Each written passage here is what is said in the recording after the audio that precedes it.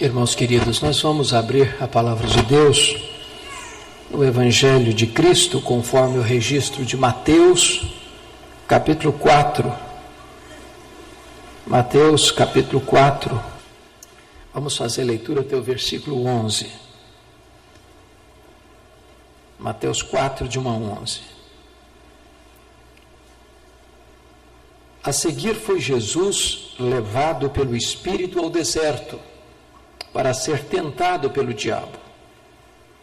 E depois de jejuar 40 dias e 40 noites, teve fome. Então o tentador, aproximando-se, lhe disse: Se és filho de Deus, manda que estas pedras se transformem em pães. Jesus, porém, respondeu: Está escrito: Não só de pão viverá o homem, mas de toda a palavra que procede da boca de Deus. Então o diabo o levou à cidade santa, colocou-o sobre o pináculo do templo e lhe disse: Se és filho de Deus, atira-te abaixo, porque está escrito: Aos seus anjos ordenará a teu respeito que te guardem, e eles te susterão nas suas mãos, para não tropeçares em alguma pedra. Respondeu-lhe Jesus: Também está escrito: Não tentarás o Senhor teu Deus. Levou ainda o diabo a um monte muito alto, mostrou-lhe todos os reinos do mundo e a glória deles, e lhe disse: Tudo isso te darei, se prostrado me adorares. Então Jesus lhe ordenou: Retira-te, Satanás, porque está escrito: Ao Senhor teu Deus adorarás, e só a Ele darás culto. Com isto, o deixou o diabo, e eis que vieram anjos e o serviram. Amém. Irmãos amados, esse texto está registrado nos 3 evangelhos sinóticos, em Mateus, em Marcos e em Lucas. Algumas nuances distinguem os relatos, porque Marcos, que é o mais sucinto dos registros, nos informa algo interessantíssimo, porque nos fala que Jesus foi compelido pelo Espírito para o deserto. Isto é mais do que ser conduzido ou levado. Compelido é levado compulsoriamente, forçosamente. Há uma força maior aqui. Também Marcos e Lucas nos informam algo que Mateus não nos informa. Porque Mateus nos informa que depois de jejuar 40 dias e 40 noites, teve fome. Então o tentador entra em ação. Mas tanto Marcos quanto Lucas nos informam que Jesus é tentado durante os 40 dias. Isso é muito importante entender.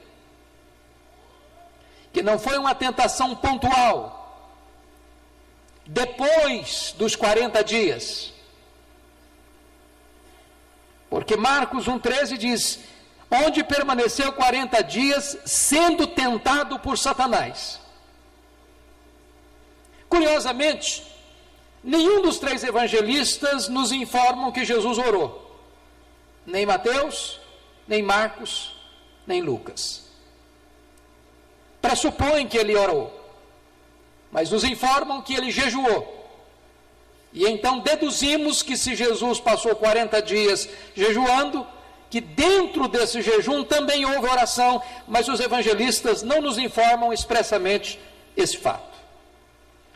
Dito isto, como aspectos dos 3 evangelistas, à guisa de introdução, gostaria de trazer 4 ponderações. Primeiro, esse texto deixa claro para nós que o diabo não é uma lenda.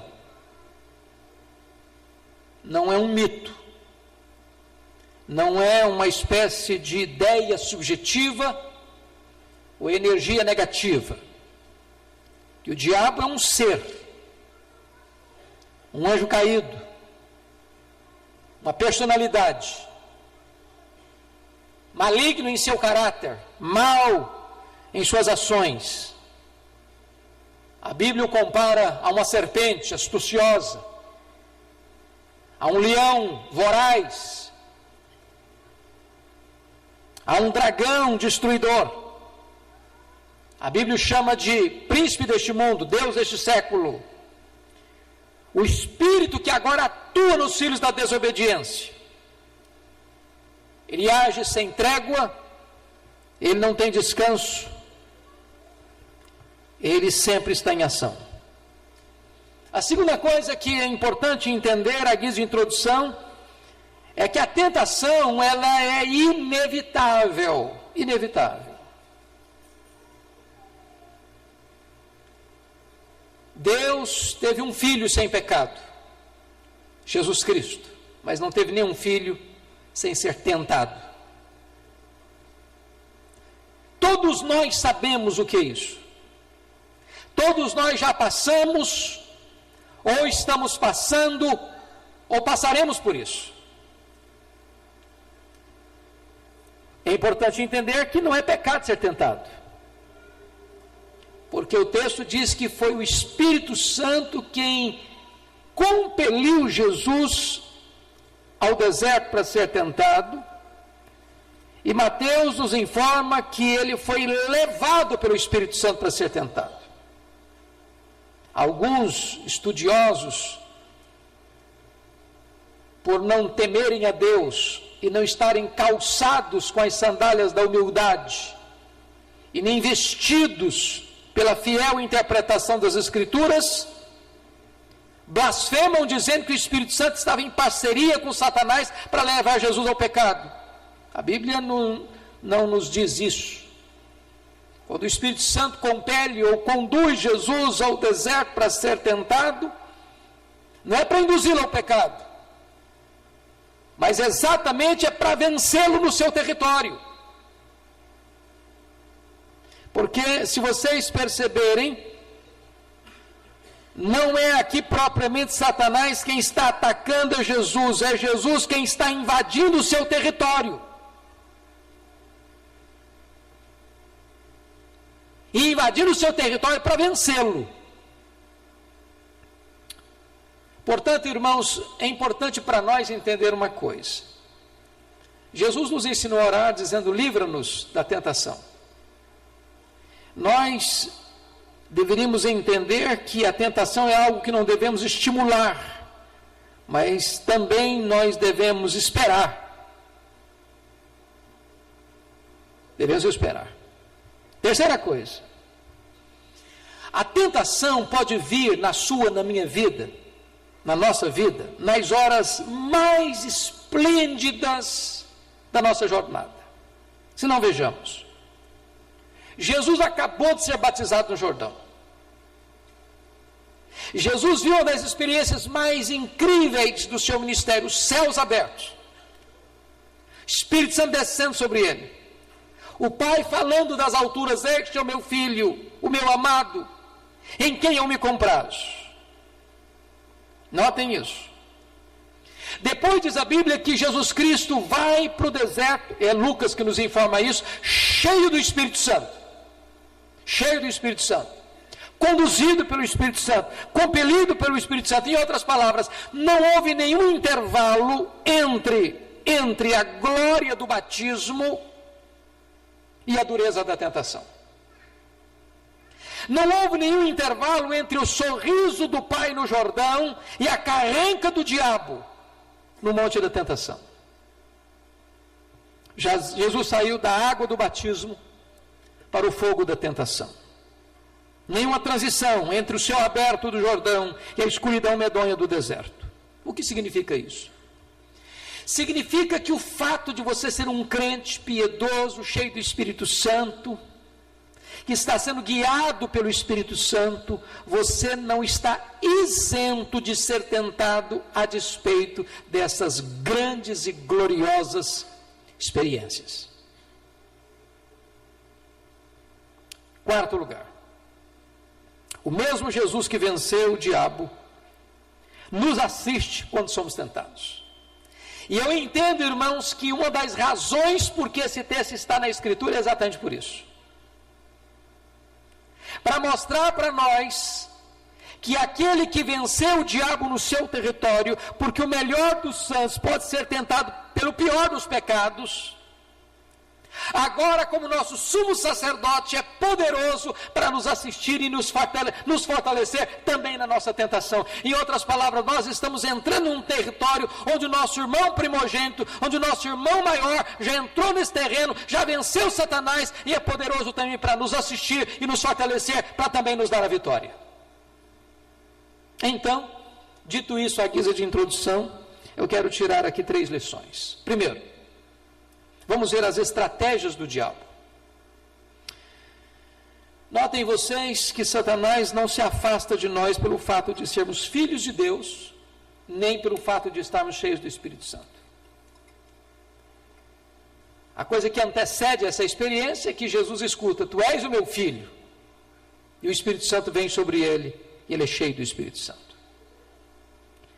E aí entra em campo Satanás com a seguinte ideia: se és filho de Deus, primeira coisa, o diabo começa não com uma negação direta, mas com uma dúvida. O diabo é muito astuto.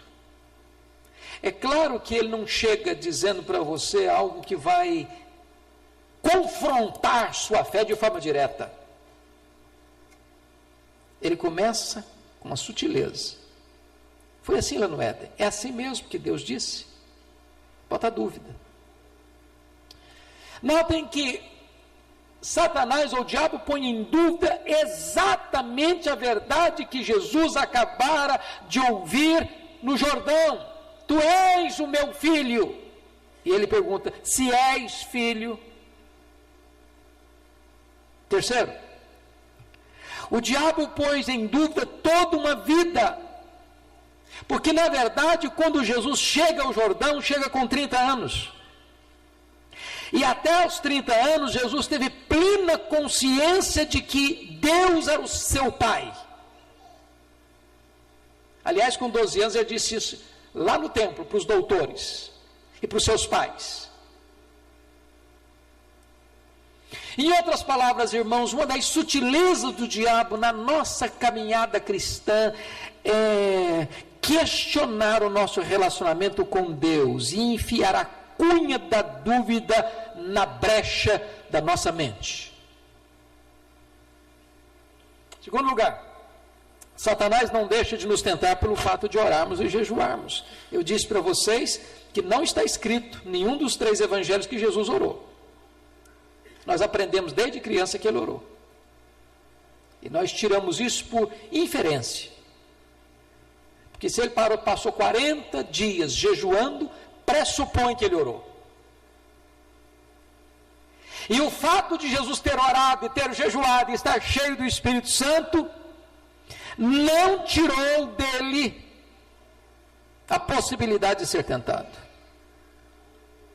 E vale a pena destacar esse ponto, tanto que Marcos e Lucas enfatiza que o diabo não o tentou depois de 40 dias de jejum, não. O diabo tentou durante os 40 dias de jejum. Em outras palavras, quando você, no exercício de uma das mais importantes áreas do crescimento espiritual, que é o jejum, está se consagrando a Deus, está se humilhando diante de Deus, está se quebrantando diante de Deus, está buscando poder para a sua vida, neste exato momento, Satanás pode entrar em campo para tentar você.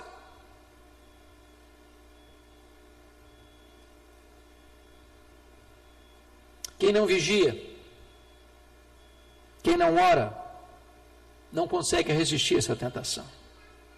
Notem vocês que a oração, nem o jejum afugenta o diabo. Mas a oração e o jejum fortalece você para enfrentar o diabo. Orai e vigiai, para não cairdes em tentação. Terceiro, Satanás, com a sua sutileza, nos tenta nas coisas pertinentes que estão atingindo a nossa vida naquele momento. Se não, vejamos. Primeira tentação tem a ver com a fome. Com a fome. Eu nunca tive a experiência, eu acho que ninguém aqui nesse auditório já teve a experiência de jejuar 40 dias.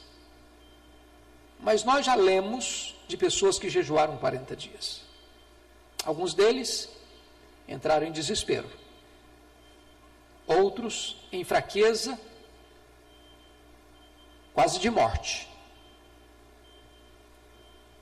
Outros deliraram. Agora pense você ficar 40 dias sem comer. Todos os seus poros clamam por pão. A sua mente pensa em pão. É curioso que Viktor Frankl, que ficou num campo de concentração nazista e sobreviveu ao campo de concentração nazista, disse que o assunto que mais foi conversado, falado, lembrado pelos prisioneiros, não foi liberdade, não foi família, foi pão, foi comida. O diabo está exatamente tentando Jesus num momento em que tudo nele clamava por pão. Em outras palavras, o diabo é muito sutil para exatamente ler a circunstância que você está vivendo, que você está passando, para dessa circunstância entrar com as suas artimanhas para tentar você. Não foi assim com Eva? Ela estava perto da árvore proibida. Não foi assim com Davi? Ele estava de janela aberta, olhando para o quintal do vizinho.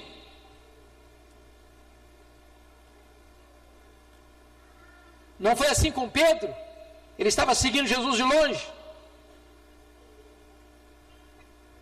Mas notem, o diabo nos tenta naquilo que nós chamamos do nosso ponto forte e do nosso ponto fraco. Qual era o ponto forte? A filiação de Jesus. Ele sabia que ele era filho. Ele escutou isso do pai: tu és meu filho. Qual era o ponto fraco? Se é que nós podemos falar em ponto fraco de Jesus, é que ele estava com fome, e ele era homem, verdadeiramente homem. E o diabo tenta nos dois pontos: no ponto forte, se és filho; no ponto vulnerável, então transforma essas pedras em pães.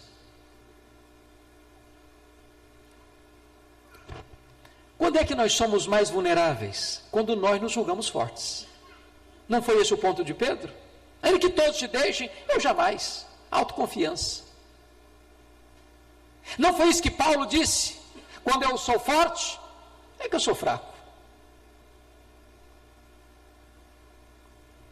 Mas notem mais, irmãos, o diabo entra em campo aqui para questionar a bondade de Deus. Porque se Jesus estava num deserto, se Jesus estava com fome, se Jesus estava sozinho, se Jesus estava cercado de feras, entra aqui uma pergunta: se Deus é bom, por que o Espírito Santo te empurrou para isso? O que está passando por isso? E eu não sei se você já parou para perceber que quando você está passando uma crise,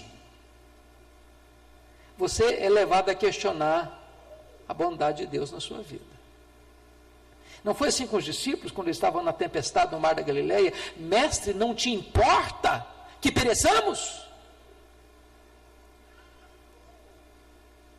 Não foi assim que os judeus pensaram acerca de Jesus quando Lázaro morreu? Não podia ele fazer alguma coisa para que esse homem não morresse?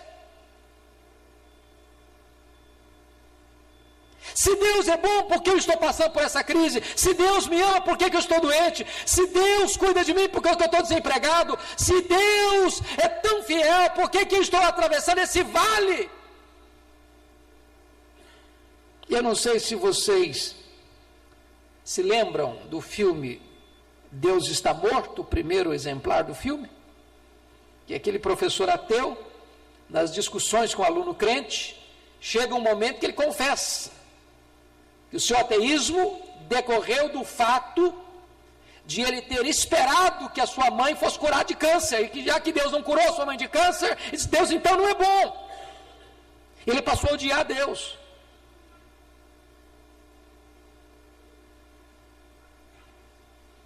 Então, preste atenção, porque Satanás é muito astucioso para pegar as adversidades da sua vida e querer colocar no seu coração, na sua mente, que Deus não ama tanto você assim.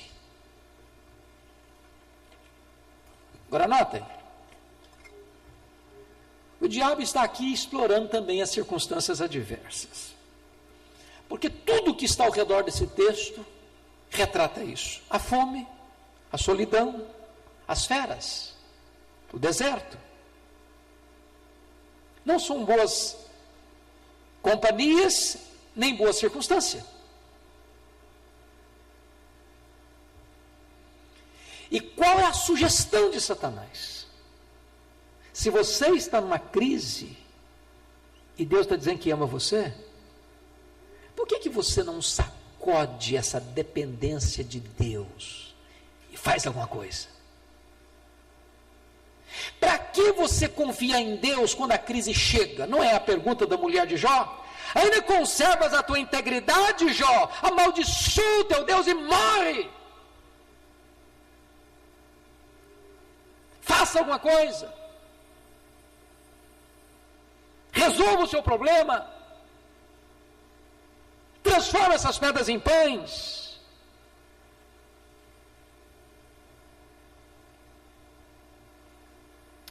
Talvez Satanás estivesse sugerindo mais.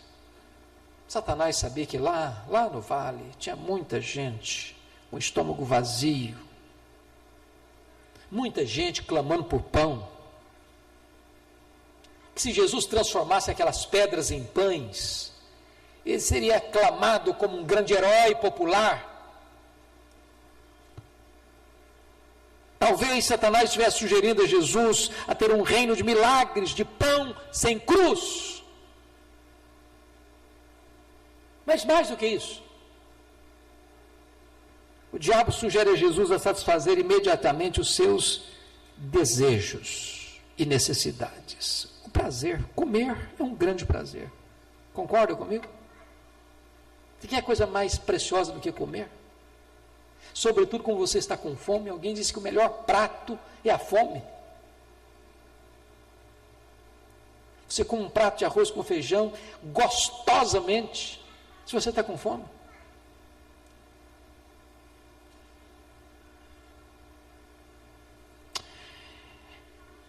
Talvez, queridos irmãos, Satanás está tentando exatamente nesse ponto. Você está com necessidade? Você quer suprir sua necessidade ou o seu prazer? Faça. Não se reprima. Não é aí o tom da música popular? Não se reprima.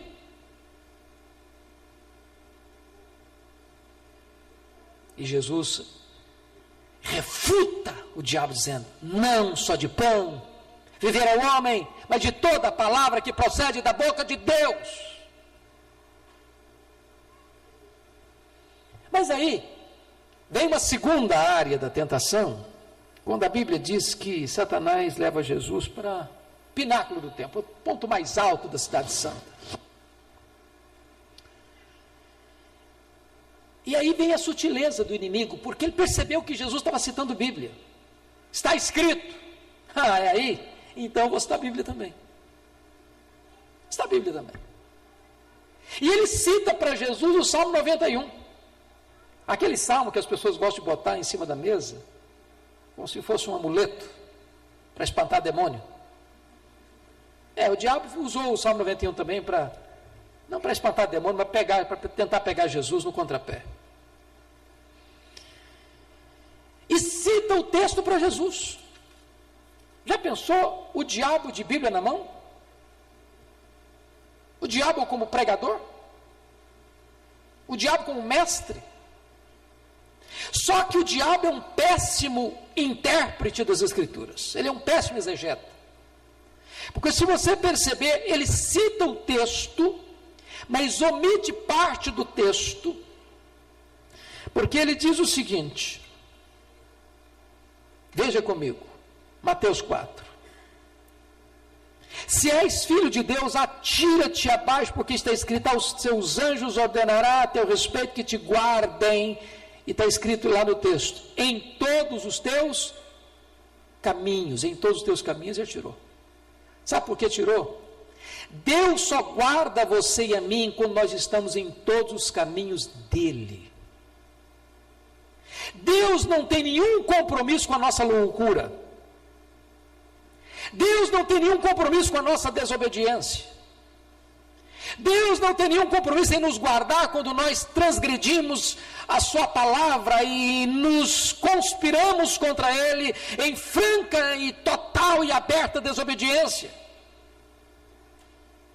Satanás está sugerindo para Jesus que Deus vai nos guardar em qualquer situação, mesmo que a gente esteja na contramão da vontade dele.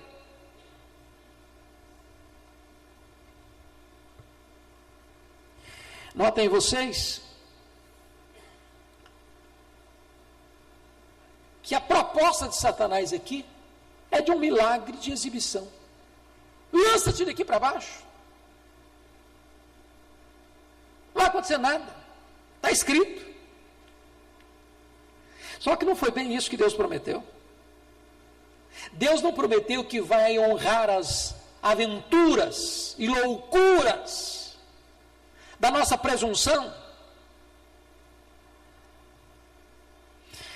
Sabe o que significa isso, irmãos? O diabo quer nos levar a pecar confiados na graça de Deus. Sabe o que significa isso? Pode pecar. Peca. Não vai acontecer nada, não. Deus vai dar um jeitinho. Você vai sair dessa. Você vai escapar. Na hora H, Deus manda o anjo dele e te livra. Quantas pessoas que pecam hoje na pressuposição de que Deus vai perdoar. Vai dar tudo certo.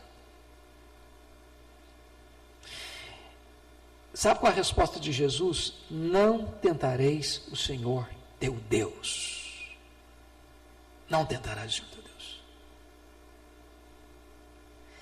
Querer que Deus seja parceiro da nossa loucura é tentar a Deus. Mas aí vem a última tentação. Quando o diabo pega e leva Jesus a um alto monte e mostra todos os reinos da terra. E diz Lucas, o texto paralelo, que Satanás diz para Jesus, olha, tudo isso me foi dado. Sou dono desse negócio todo aí. Agora, se você se prostrar e me adorar, tudo isso eu dou para você. Algumas coisas importantes, que o diabo é um estelionatário. Ele não tem nada, nunca teve nada e jamais terá nada, mas ele acha que tem. E ele promete o que não tem. E é sempre assim. Promete prazer. O que ele dá? Desgosto. Promete liberdade. O que ele dá? Escravidão. Promete felicidade. O que ele dá? Tristeza. Promete vida. O que ele dá? Morte. Ele não teve reino nenhum, nunca teve. O reino dele é de trevas. Mas ele oferece o que não tem. A tentação agora é fazer de Jesus um novo César, um império sem Calvário. E diz a Escritura que Jesus refuta-o dizendo, só o Senhor teu Deus adorarás, só a Ele darás culto, retira de Satanás. E diz Lucas 4,13 que ele se retirou. até momento oportuno. Em outras palavras, nenhum momento na sua e na minha vida é tão perigoso como quando depois de uma grande vitória. Por quê? Porque o fato de você ter vencido um round da luta não significa que você não terá mais luta daqui para frente. A luta vem, a prova chega, a tentação vem com outras roupagens. Por isso, eu gostaria de olhar para esse texto agora, observando como vencer o diabo.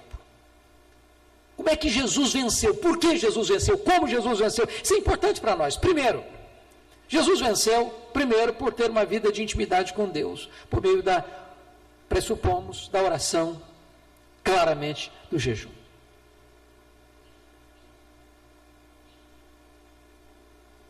Irmãos queridos, a nossa geração é uma geração fraca espiritualmente. Porque a nossa vida pessoal de oração é fraca.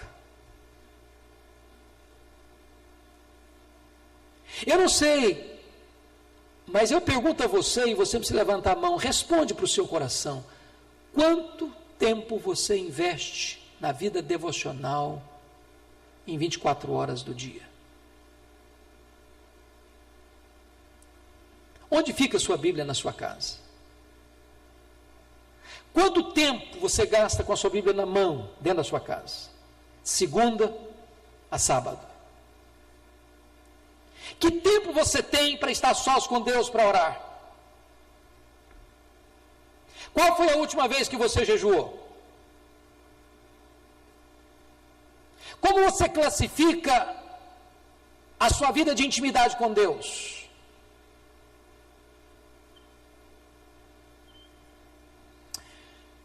Nós não teremos resistência e força para enfrentar essa luta, irmãos, a não ser que nós estejamos revestidos com o poder de Deus, mediante esses exercícios espirituais da oração e do jejum. Segunda coisa, ter uma vida cheia do Espírito Santo. Jesus estava cheio do Espírito Santo, ele foi conduzido pelo Espírito Santo. E sem a plenitude do Espírito Santo, irmãos, nós fracassaremos. Porque você e eu sempre vamos estar cheios, ou do Espírito Santo, ou de nós mesmos.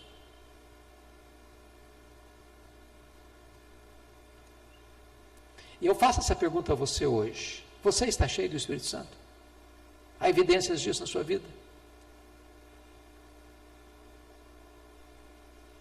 Às vezes nós achamos que um crente pinguço é um escândalo, e é mesmo. É mesmo. Mas nós não ficamos escandalizados quando falamos num crente que não está cheio do Espírito Santo. E quando Paulo trata do assunto, ele dá duas ordens, uma negativa e uma positiva. A negativa é: não vos embriagueis. A positiva é: enchei-vos do Espírito Santo. O que é pecado aí? As duas coisas. Um crente bêbado está pecando. Um crente não está cheio do Espírito Santo está pecando também. A negligência espiritual é um pecado. E a nossa geração está cheia de muita coisa, mas muitas vezes vazia do Espírito Santo de Deus. Terceira coisa, por que Jesus venceu? Porque Jesus tinha a palavra de Deus na sua mente, no seu coração e nos seus lábios. Irmãos, tem hora que não dá para buscar uma chave bíblica, não.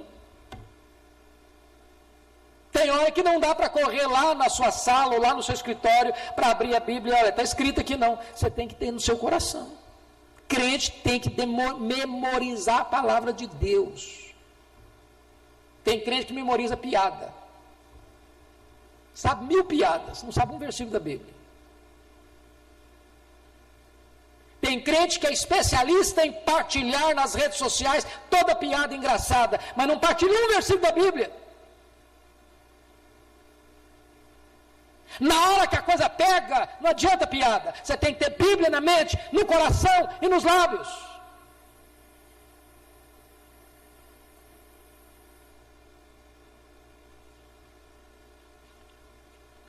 Eu quero concluir que quando Jesus, revestido com o Espírito Santo, oração e jejum, com a palavra de Deus nas mãos, o diabo precisa bater em retirada. E diz a Escritura que então vieram os anjos e o serviram. Quando você rejeita as propostas do diabo, Deus envia a verdadeira provisão que você necessita.